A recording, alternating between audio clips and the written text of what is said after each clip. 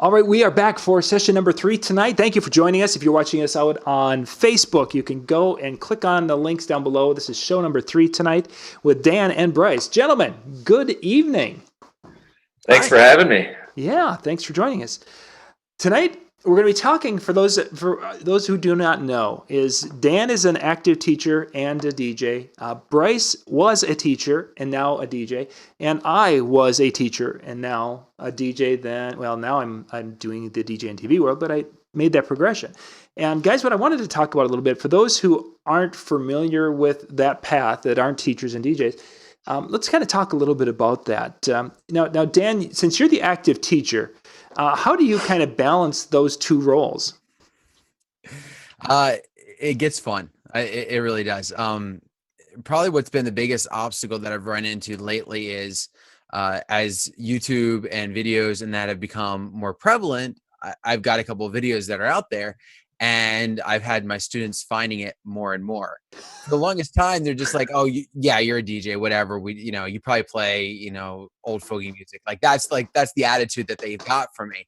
But then they find out either I've done a dance for them or they see the videos and they're like, "Oh," and every once in a while I get the students that, "Oh, it's DJ Carpenter." So it's a challenge. It's a challenge. I mean, I like it in some aspects, but sometimes I'm just like, I wish they just didn't know. So now Dan was high school. Bryce, when you were in the school system, where were you at level wise? Most of my teaching was done at the 5th grade level. I also did a little bit of 3rd grade as well, but strictly upper elementary. And I guess I can kind of relate to Dan a little bit on that. Once the kids find out that you do this other thing, it's kind of funny, and you try to downplay it because, at the end of the day, you're there to be their teacher. You're not there to be Mr. DJ guy, So it's kind of, it's one of those things where eventually, once some of the kids found out about this kind of thing, some of them said the nicest things, and it was it was nice to be on the receiving end of some of those kinds of things. But at the same time, we need to be able to separate the two. And I think once I got to the point where I was a little bit overwhelmed with my week to week teaching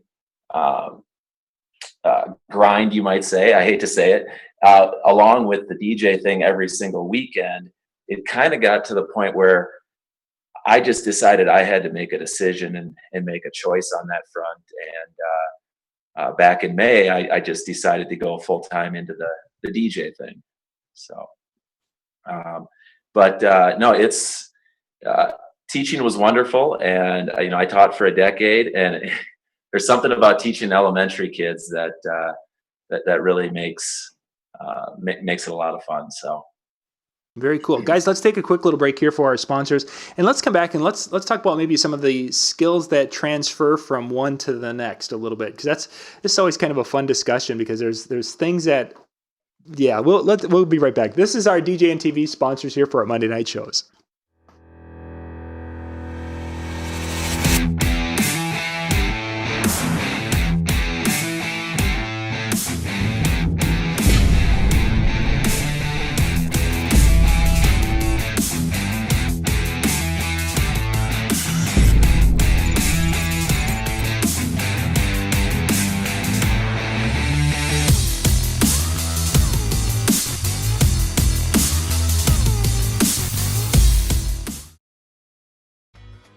DJ Event Planner will change the way you manage and run your business. Streamline all of your procedures and software into one easy-to-manage system. DJ Event Planner, the ultimate online planning tool.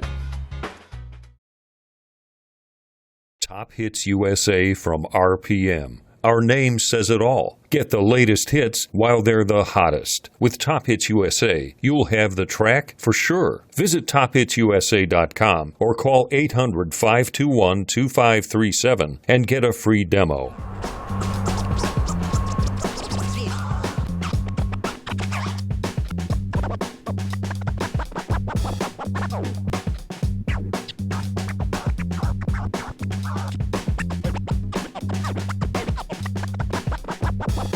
All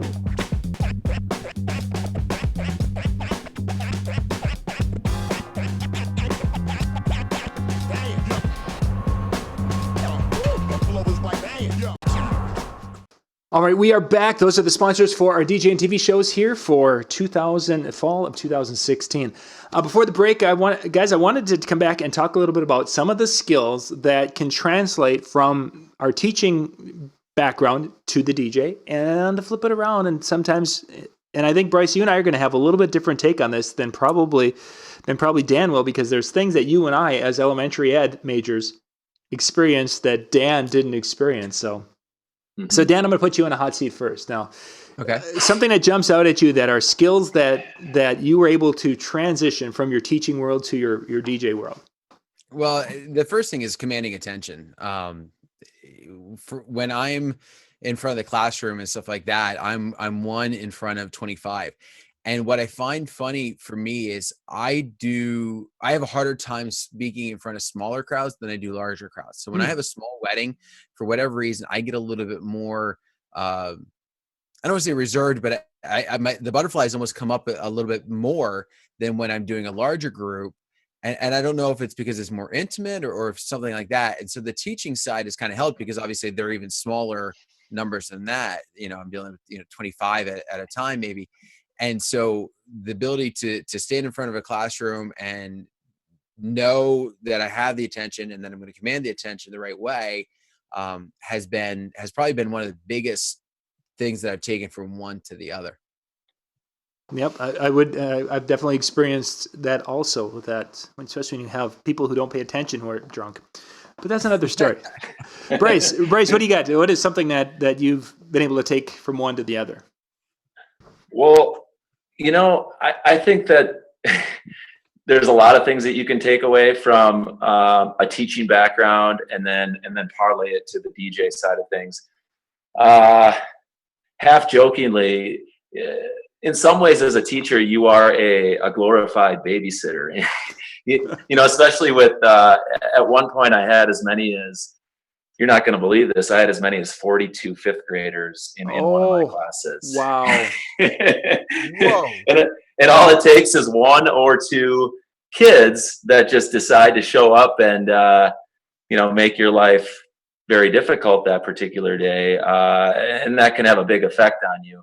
And if I were to draw comparisons, at a wedding, even if everything's rocking and everything's going the way that you want it to, I find that there's always that one or two, those people that come up to you throughout the night and they want this and they want it right now. And sometimes they're a little bit unruly, and it puts you in a spot as a DJ where no longer are you just a DJ, but you have to kind of, might I say, massage personalities a little bit. And you have to kind of, at some points, put out fires. And I'm sure you guys can attest to that at weddings that you've worked. It's one of those things where you have to choose your battles at times. And I think the same applies to working with students. So that's the first thing that kind of popped into my mind as far as a little bit of a correlation. But to make a classroom work very, very, very similarly to a wedding and all the dynamics and personalities that go into that, you have to use discretion, and you have to be, you just have to really pay attention to what's going to allow everything to work cohesively. So I think there's a lot of similarities between the two. Very much so. I would agree. For myself, go ahead, Dan. I was going to say one other thing that kind of comes to mind real quick is a filter. It's somewhat in jest there, but somewhat in seriousness of, sometimes when we're around our friends, whether it might be choice words or even just things that might come out of our mouth that might be clean, but run in that line. You got a lot of practice with your filter in the classroom, and that obviously on a microphone, you're going to have to do the same. You can't be offending grandma. It's just not going to go over well. That's a very good point. And I find that sometimes when I'm around my friends too long, or go to a DJ convention, and you go to DJ Expo for 4 days and you come back and it's like, were you with Sailors? Yeah, I was. I was. Yeah. Okay, let's see. We got a question, and then I'll share. Somebody was asking if you guys have performed where you were at the same school in which you were working. For me personally, I have a lot of experience with doing the elementary school dances, and the last 5 years that I taught in Phoenix, it was kind of my way to ensure that I was doing my part for the team, so to speak, and so that was kind of a fun dynamic. It was kind of a fun deal to, promote it a little bit, get the kids all excited and riled up for it, and I guess in the process make some money. Not for myself. I never saw a nickel of that, but make some money for the school or for particular grade levels for field trips and things like that. So, and that's one thing that as a teacher, I wish that there was more of this. Some of those things that kind of muster up that camaraderie and the being able to work with and be around faculty and students in a different light. Sure. That was always kind of fun for me, because in this day and age with the standards and all the requirements and all the things that I'm sure Dan can attest to, we sometimes lose sight of fun. Just let's allow the kids to have fun, and let's allow the kids to have fun with their teachers. And I think that could go a long ways towards a good climate at a particular school. So that's something that I thought about a lot, and I wish that there was more of that. Mm-hmm. Dan, question was performing at the schools you're working for. I have. I've worked now in 3 different districts, and the first district, no, but that was because I was working in an all-ed school. They didn't have a program of any sort to play for. The second one, when I started there immediately, they asked me, and I was like, yeah, sure, no problem. Let's get this on the books. And so I was doing some of their winter dances, was online to do a prom, and basically the students thought they could take advantage of a contract that was already in place, and so it got canceled. And that was the last event I did for them. So it was interesting. Now the district I'm working for now, I've done their proms for the past 2 years, and as well as their winter dances for the high school level, the middle school level.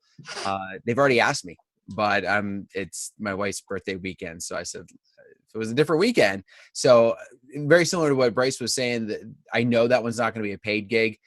Basically they're like, listen, you're using all of our equipment. All the money is going to our school-wide positive behavior program.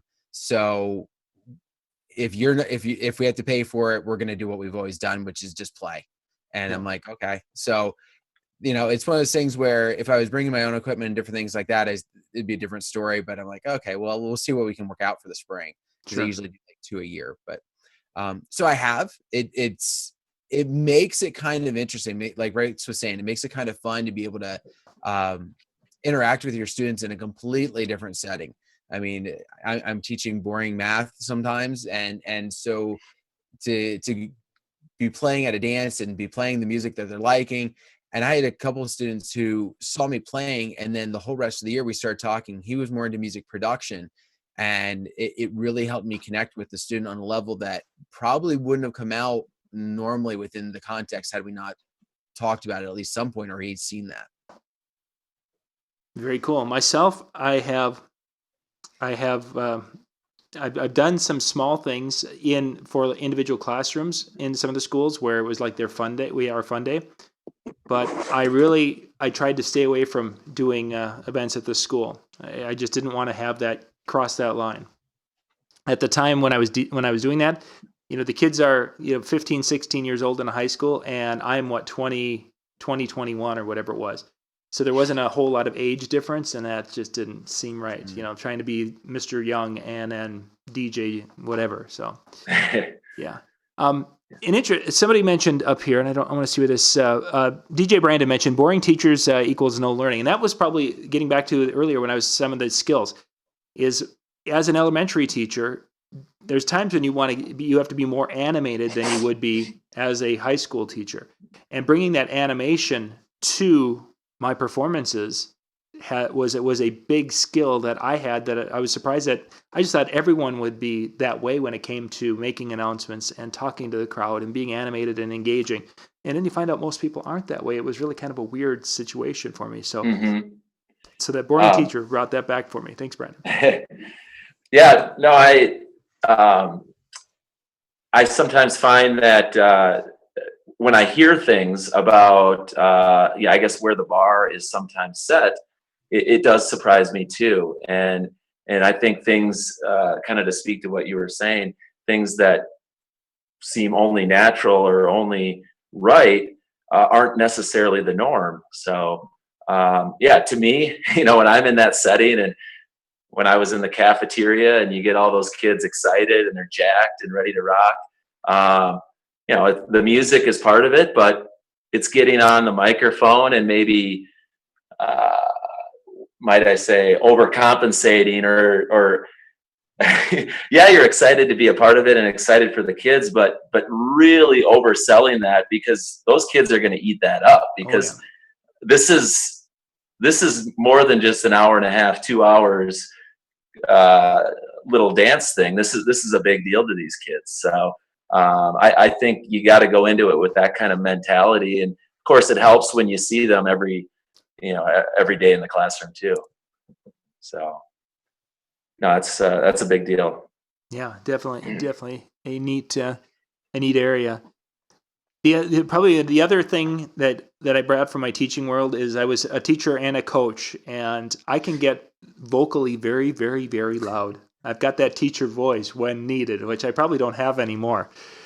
And there were times early in our DJ career where, we were running susceptible microphones, or, this or that or the other thing. And there were times where we had to make the announcement without amplification. And I really appreciated having people were like, how do you get so loud? It's like, I was an elementary teacher. There are times when you've got a gym full of kids going crazy and you've got to get attention. And I wasn't one to use a whistle. Tweet, tweet. No. So, well, I mean, that's a skill for our microphones too. I mean, you think about it, is the ability to be loud without shouting. Like it's that tweak of a difference that can make a huge difference for the animation on the microphone, very difference on how the announcements are going. And I'm, as a one-man team, if I'm out in the middle of the dance floor and I realize I didn't turn that up as loud as I needed to, I need to find a way to help the microphone with its amplification. Yeah, exactly. Mm-hmm. And sometimes it works, and sometimes it's like, oh no. Whoops. Yeah. The final area, guys, I wanted to we all experience this thing called writing of lesson plans. How did the lessons plan? He's cringing.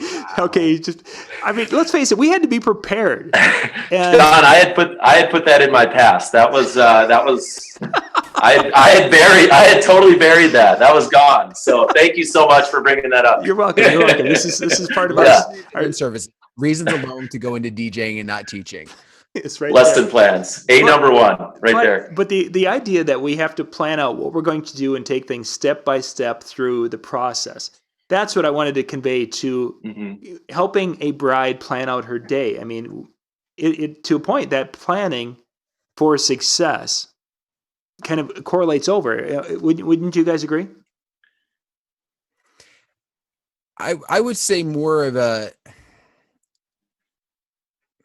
I would say the success more comes from the improvisation off of that plan, and follow the bouncing logic to have, if you will.